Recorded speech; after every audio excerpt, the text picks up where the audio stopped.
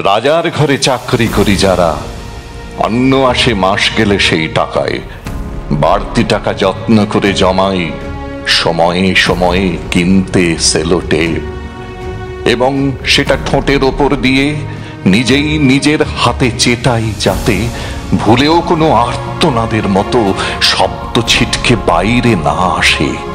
দিব্যি হাঁটি, ফাইল ঘাঁটি, লিখি, খসখসিয়ে সই করে দিই, যেন কোথাও কোনো কর্তব্যের খাতায় এই নামটা কেউ না দেন কেটে।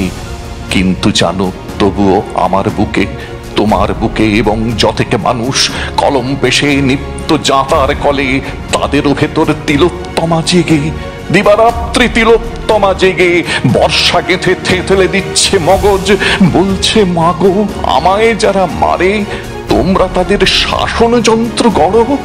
তাই তো আমার মুখ ঢেকেছি আজ কালো বা লাল যে কোনো রং দিয়ে, বলছি ডেকে, এই যে রাজা শোনো, বিচার করো সব কটা কাজ ফেলে। তোমার ঘরে আমার মেয়ে মেরে শেয়াল কুকুর পোষ্য দিয়ে ঢেকে বুক বাজিয়ে ঘুরবে আশেপাশে, সেসব সহ্য করবে না আর কেউ। এদেশ আমার এবং আমার মেয়ের, এই কথাটা সবার চেয়ে খাঁটি।